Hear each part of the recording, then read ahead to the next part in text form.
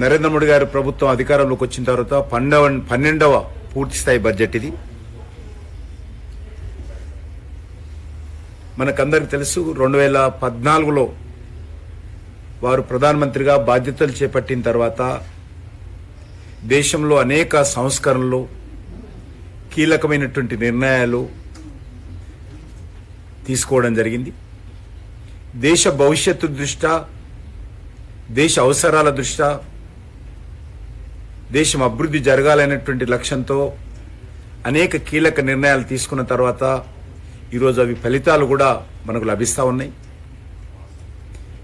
పేదరిక నిర్మూలన కానీ, మౌలిక వసతుల కల్పన కానీ, విద్యారంగ సౌకర్యాలు మెరుగుపరచడం కానీ, అనేక రంగాలలో చాలా స్పష్టంగా ఈరోజు అభివృద్ధి ఫలాలు మనకు కనిపిస్తూ ఉన్నాయి. కానీ ఈరోజు ప్రవేశపెట్టినటువంటి బడ్జెటు ఇది ఒక ప్రత్యేకమైనటువంటి బడ్జెటు. ఇది పూర్తిగా మధ్యతరగతి ప్రజలకు డెడికేట్ చేసినటువంటి వాళ్ళ యొక్క డ్రీమ్ బడ్జెట్ ఇది. ఇది పేదలు, మధ్యతరగతి ప్రజలు, మహిళలు, రైతులు, యువకులు వీరిని కేంద్రంగా ఏర్పాటు చేసుకుని వీరిని లక్ష్యంగా కార్యాచరణ ప్రణాళిక రూపొందించుకొని మరి ప్రవేశపెట్టినటువంటి బడ్జెట్ ఇది. ముఖ్యంగా వికసిత్ భారత్ ఏదైతే లక్ష్యంగా పెట్టుకుని 2047లో మనం అభివృద్ధి చెందిన దేశంగా ఎదగాలని ఏదైతే భారత ప్రజలందరూ మనం ఆకాంక్షిస్తున్నామో దానికి వేసినటువంటి మొదటి అడుగుది. అంతేకాకుండా నేను ఇంతకుముందు చెప్పినట్టు మిడిల్ క్లాస్ ప్రజలు, మధ్యతరగతి ప్రజల యొక్క డ్రీమ్ బడ్జెట్ అని ఎందుకంటున్నామంటే ముఖ్యంగా వ్యక్తిగత ఇన్కమ్ ట్యాక్స్ పరిధిని నరేంద్ర మోడీ గారు ప్రధానమంత్రి అయినప్పుడు 2 లక్షలు ఎంతో ఉండింది. ఇది ఈరోజు 12 లక్షలకు ఎవరు ఊహించని విధానంగా 12 లక్షల వరకు కూడా ఇన్కమ్ ట్యాక్స్ లేకుండా ఈరోజు ఒక పెద్ద నిర్ణయం కేంద్ర ప్రభుత్వం తీసుకోవడం జరిగింది. నాకు తెలిసి గత 10-20 సంవత్సరాలుగా ప్రతి బడ్జెట్ అప్పుడు కూడా ప్రధానమైనటువంటి చర్చ ఈ యొక్క వ్యక్తిగత ఆదాయం పైన, ఏదైతే ట్యాక్స్ తగ్గింపు పైనే ప్రధాన చర్చ జరుగుతున్నటువంటి విషయం మనకు తెలుసు. ఎందుకంటే మిడిల్ క్లాస్కు మేజర్ కన్సర్న్ అది ప్రైవేట్ సెక్టార్లో పనిచేసినటువంటి ఉద్యోగస్తులు కావచ్చు, లేక మిడిల్ క్లాస్ ఫ్యామిలీస్ కావచ్చు, చిన్న చిన్న వ్యాపారాలు చేసేటువంటి వాళ్ళు కావచ్చు, వాళ్ళకి ఇది మేజర్ కన్సర్న్ ఇది. కాబట్టి ఈరోజు ప్రధానమంత్రి గారు చాలా ధైర్యం చేసి ఈరోజు ఆ యొక్క ట్యాక్స్ పరిధిని ఏదైతే పెంచడం జరిగిందో మరి దీని ద్వారా కేంద్ర ప్రభుత్వానికి మరి కొంత ఆదాయం తగ్గినప్పటికీ కూడా ప్రజల సంక్షేమం కోసం ప్రభుత్వము ఈ నిర్ణయం తీసుకోవడం జరిగింది. మనకు తెలుసు కరోనా ప్రపంచంలో ఏర్పడినప్పుడు దేశంలో ఆర్థిక వ్యవస్థ మందగిల్లింది. ఆ తర్వాతనే అనేక రకాలుగా అనేక దేశాలలో ఆర్థిక సంక్షోభాలు వచ్చాయి. అనేక దేశాలలో మరి ఎకనామికల్ క్రైసిస్ కానీ, ఎకనామికల్ ఎమర్జెన్సీ కానీ ఏర్పాటు చేయడం జరిగింది. అనేక దేశాలు కుప్పగూలిపోయాయి. పాకిస్తాన్ లాంటి దేశాలు, కొన్ని దేశాల్లో యుద్ధాల కారణంగా దాని ప్రభావం ప్రపంచమంతా కూడా మరి ఏర్పడి ఆయా దేశాలు ఇబ్బందులకు గురైనాయి. ఇన్ని సమస్యలు ఉన్నప్పటికీ కూడా మరి అతిపెద్ద జనాభా కలిగినటువంటి భారతదేశము, అనేక సమస్యలు ఉన్నప్పటికీ కూడా మరి ఏ రకమైనటువంటి ఒడిదుడుకులు లేకుండా దేశ ఆర్థిక వ్యవస్థను గాడిలో పుట్టి ముందుకెళ్తున్నటువంటి దేశం అంటే ఈరోజు మన భారతదేశం అని చెప్పి నరేంద్ర మోడీ గారి నాయకత్వంలో మనం ఎంచుకోవాల్సిన అవసరం ఉంది. ఒక మంచి పనితీరు, ప్రపంచవ్యాప్తంగా ఆర్థిక వృద్ధి మందగించినప్పటికీ భారతము మరొక మెరుగైనటువంటి పరిస్థితి కనబరుస్తా ఉన్నది. ఇది ఎంఎస్ఎంఈలకు మేలు చేకూర్చుతున్నటువంటి బడ్జెట్. దేశవ్యాప్తంగా 1 crore పైగా ఎంఎస్ఎంఈలు ఉన్నప్పటికీ మరి ఇది అన్ని వర్గాలకు సంబంధించి ఎక్స్పోర్ట్లో కానీ ఇతరత్ర కానీ ఎంఎస్ఈలు చాలా ముందున్నాయి. ఇది మేలు జరుగుతున్నటువంటి బడ్జెట్గా మనం పొందుపరచుకోవచ్చు. కానీ కొంతమంది ఇంతకుముందే చర్చలో చూస్తూ ఉన్నాము, ఇది తెలంగాణకి ఏమిచ్చారని. ఇది కేంద్ర ప్రభుత్వ బడ్జెట్, రాష్ట్ర ప్రభుత్వ బడ్జెట్ కాదు. కేంద్ర ప్రభుత్వం ప్రవేశపెట్టినటువంటి బడ్జెట్లో 95% తెలంగాణ కూడా అన్ని పథకాలలో శివభాగంగా ఉంటుంది. ఉదాహరణకు ఎంఎస్ఎంఈ చెప్పినట్టు ఈరోజు తెలంగాణలో వచ్చే 5 ఏళ్లలో 1,50,000 కోట్ల రూపాయలు ఎంఎస్ఎంఈలకు తెలంగాణలో కూడా మరి లబ్ధి చేకూరబోతా ఉంది. 10 లక్షలకు పైగా ఎంఎస్ఎంఈలు తెలంగాణలో ఉన్నాయి. వాటికి ఈరోజు ప్రవేశపెట్టినటువంటి బడ్జెట్లో లబ్ధి చేకూరుతుంది. అదేవిధంగా 27 రంగాలలో స్టార్టప్ కంపెనీలు ఈరోజు దేశంలో ఉన్నాయి. మరి దానికోసం ఈరోజు 10,000 కోట్లతో ఫండ్ ఆఫ్ ఫండ్స్ అనేటువంటి కార్యక్రమాన్ని కూడా ఏర్పాటు చేయడం జరిగింది. దీనివల్ల తెలంగాణలో ఉన్నటువంటి స్టార్టప్ కంపెనీలకు కూడా లబ్ధి చేకూరుతుంది. అదే కాకుండా ఈరోజు డెవల్యూషన్ కింద తెలంగాణకు రావాల్సినటువంటి నిధులు కూడా ఈ బడ్జెట్ ద్వారా పెరుగుతున్నది. రాష్ట్రాల యొక్క పన్నుల యొక్క వాటా శాతము. అంతేకాకుండా ఈరోజు తెలంగాణకు కూడా 50 సంవత్సరాలకు సంబంధించి వడ్డీ రహిత రుణాలు తెలంగాణలో కూడా లబ్ధి చేకూరబోతుంది. నేను ఒకటే మనం చేస్తాను, కేంద్ర ప్రభుత్వము ఏ సంస్కరణలు తీసుకొచ్చినా దాని యొక్క లబ్ధి తెలంగాణ ప్రజలకు, తెలంగాణ రాష్ట్రానికి, తెలంగాణ అభివృద్ధికి తప్పకుండా భాగస్వామ్యం ఉంటుందనే విషయాన్ని సందర్భంగా మనం చేస్తున్నాను. ఇప్పటికే అమలవుతున్నటువంటి కేంద్ర ప్రభుత్వ పథకాలు పరిధిని, అదేవిధంగా దాని నిధుల వాటాను కూడా ఈ బడ్జెట్లో ఎన్హాన్స్ చేయడం జరిగింది, పెంచడం జరిగింది. అది తప్పకుండా మరి తెలంగాణ లాంటి అర్బన్ ఏరియా స్టేట్లో మరి అర్బన్ ప్రాంతాలకు 10,000 కోట్ల రూపాయలు తెలంగాణకు రాబోతా ఉంది. అమృత్ పథకం ఏదైతున్నదో అమృత్ పథకాన్ని కూడా తెలంగాణలో ఉన్నటువంటి 125 అర్బన్ లోకల్ బాడీస్ కు లబ్ధి చేకూరబోతా ఉంది. స్ట్రీట్ వెండర్స్ తెలంగాణలో ఉన్నటువంటి స్ట్రీట్ వెండర్స్ కూడా లబ్ధి చేకూరుతుంది. దానికి ఈరోజు ఇప్పటికే 7.5 lakhs స్వనిధి పథకం కింద తెలంగాణలో లబ్ధి పొందారు. ఈరోజు దాన్ని ఎన్హాన్స్ చేయడం ద్వారా వాళ్ళకు కూడా మేలు చేకూరేటువంటి అవకాశం ఉంది. గిగ్ వర్కర్స్ ఏదైతే తెలంగాణలో ముఖ్యంగా హైదరాబాద్ నగరంలో, వరంగల్ లాంటి సిటీలో ఉన్నటువంటి వేలాది మంది యువతకు ఇది మేలు చేకూర్చేటువంటి కార్యక్రమం ఉంటుంది. ఈ శ్రమ పోర్టల్ కింద గిగ్ వర్కర్స్ అందరూ కూడా అనేక రకాలుగా మరి లబ్ధి చేకూర్చేటువంటి కార్యక్రమం కూడా ఈరోజు ప్రకటించడం జరిగింది. అంతేకాకుండా నేషనల్ జియో స్పెషల్ మిషన్ కింద ల్యాండ్ రికార్డ్స్ ఆధునీకరణ చేయడం కానీ, అర్బన్ ప్లానింగ్ కానీ, ఇన్ఫ్రాస్ట్రక్చర్ డెవలప్మెంట్లో కూడా మరి మేలు జరుగుతుంది. ముఖ్యంగా మెడికల్ టూరిజం దేశంలో అత్యధికమైనటువంటి లాభం పొందేటువంటి రాష్ట్రము తెలంగాణ. కాబట్టి ఈరోజు కేంద్ర ప్రభుత్వము మెడికల్ టూరిజం ప్రోత్సహించడం కోసం ఒక కార్యాచరణ ప్రణాళిక తీసుకురావడం జరిగింది. హీల్ ఇన్ ఇండియా నినాదంతో ముందుకెళ్లబోతా ఉన్నాం. అది ఈరోజు మన హైదరాబాద్ నగరంలో కానీ, తెలంగాణ రాష్ట్రంలో ఉన్నటువంటి ఈ యొక్క అత్యద్భుతమైనటువంటి హాస్పిటల్స్ మన దగ్గర ఉన్నాయి.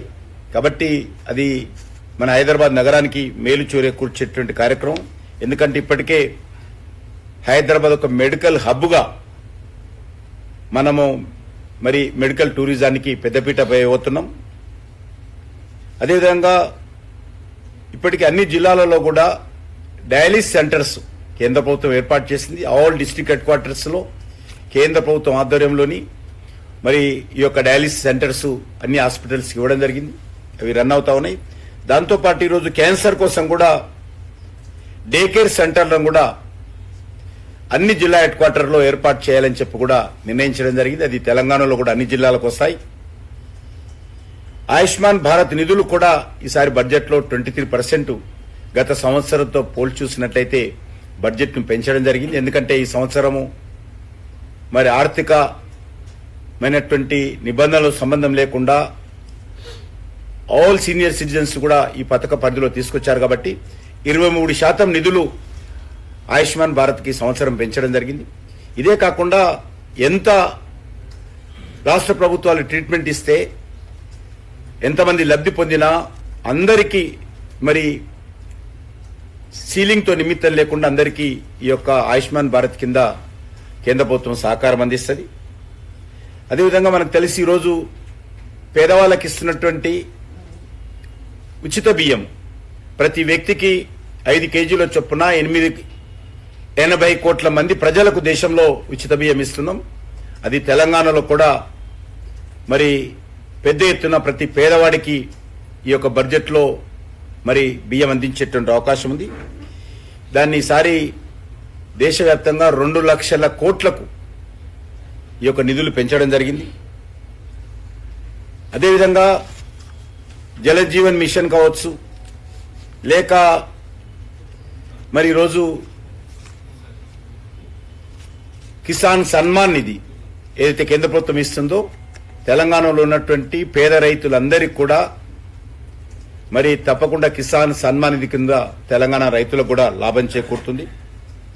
అంతేకాకుండా ఈరోజు అనేక ఈ యొక్క ఎడ్యుకేషన్ విషయంలో కూడా ఆర్టిఫిషియల్ ఇంటెలిజెన్స్ కు ప్రోత్సహించే కార్యక్రమం కావచ్చు, 50,000 అటల్ టింకరింగ్ ల్యాబ్స్ కొత్తగా గతంలో చేసినటువంటి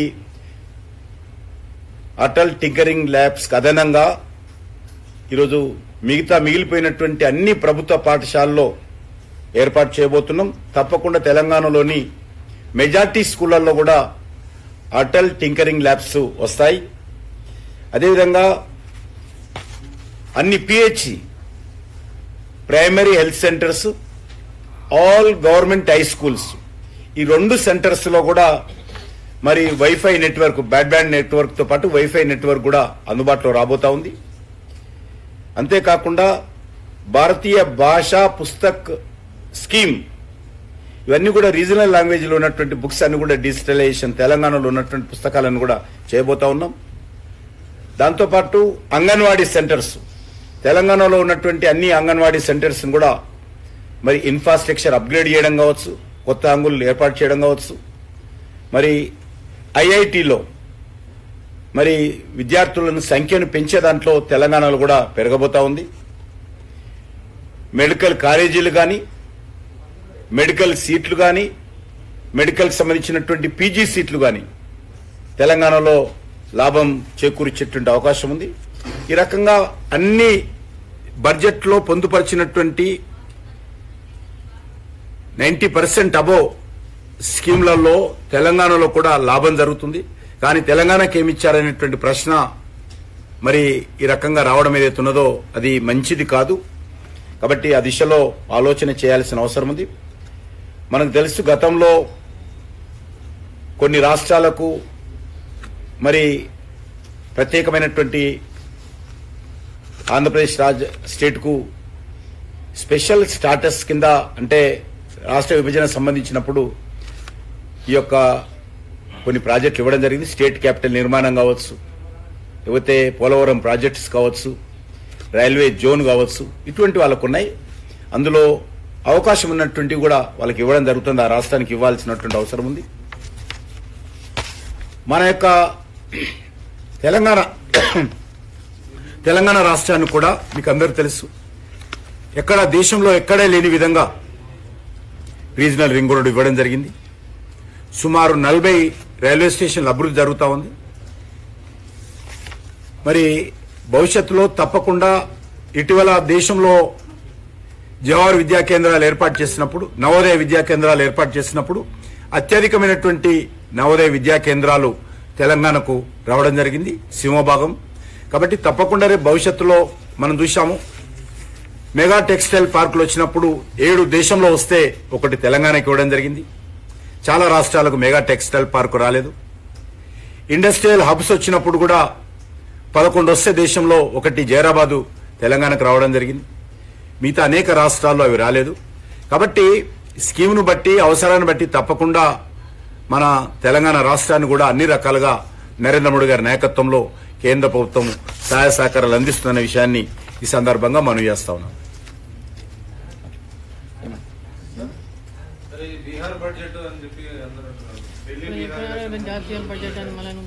ఇప్పుడు చెప్తే అన్ని చెప్తేనే ఉంది కదా. చెప్పింది కదా, ఇది జాతీయ బడ్జెట్, కేంద్ర బడ్జెట్ అన్ని రాష్ట్రాలకు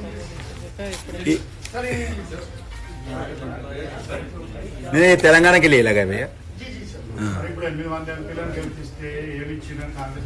నేను ఇప్పుడు చెప్తే కదా, నేను ఇప్పుడు చెప్పాను కదా. ఇప్పుడు ఒక ఆయన టీఆర్ఎస్ అయినా మాట్లాడుతున్నాడు, ఆయన ఏ రోజు కూడా ప్రధానమంత్రి వచ్చి కలిసేయలేదు. హైదరాబాద్కి వస్తే కూడా ప్రధానమంత్రిని కలవరు వాళ్ళు. ఇంకా వాళ్ళు ఉన్నప్పుడు ఏమొచ్చేది. కాబట్టి అందుకే ఇచ్చాం కదా. ఇప్పుడు అన్న ప్రధానమంత్రి కిసాన్ సన్మాన్ నిధులు అన్ని పథకాలలో తెలంగాణ భాగస్వామ్యం.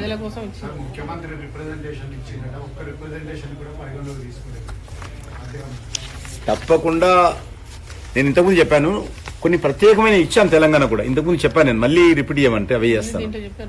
ఇప్పుడు చెప్పాను కదా, ఈ యొక్క mega textile park, industrial hub, ring road ఇవన్నీ కూడా ఎక్కడ లేవు. అన్నీ ఉన్నాయి. ఇప్పుడు అదేం పర్వాలేదు. ఇప్పుడు డీటెయిల్ కొత్త తెలుస్తుంది. ఇప్పుడు సబ్జెక్ట్ డీటెయిల్ పోతే అన్ని వస్తాయి. ముఖ్యమంత్రి రేవంత్ రెడ్డి నేరుగా మిమ్మల్ని కూడా వచ్చి కలిశారు. అలా తప్పలేదు. ఒక ముఖ్యమంత్రిగా అందరూ ముఖ్యమంత్రులు వస్తారు, అడుగుతారు. అడగడంలో తప్పలేదు, అడగాలి. అవసరాన్ని బట్టి నేను ఇంతకుముందు చెప్పినట్టు ఇచ్చాం కూడా కొన్ని. నేను ఇంతకుముందు చెప్పాను, మెగా టెక్స్టైల్ పార్క్ దేశంలో 7 వస్తే ఒకటి వచ్చింది. ఇండస్ట్రియల్ హబ్ దేశంలో 11 వస్తే ఒకటి వచ్చింది. నవోదయ విద్యాలయాలు ఎక్కువ శాతం మనకు వచ్చింది. రింగ్ రోడ్డు దేశంలో ఎక్కడ లేదు, రీజనల్ రింగ్ రోడ్డు మనకు వచ్చింది. కాబట్టి ఇటువంటివన్నీ వస్తాయి. రాకూడదని కలుసుకోవాలి, మంచి సంబంధాలు పెట్టుకుని అడగడంలో తప్పలేదు, ఇవ్వడంలో కూడా తప్పలేదు. తప్పకుండా అవసరమైనప్పుడు తప్పకుండా ఇస్తుంటాము అవసరాన్ని బట్టి. ధన్యవాదాలు.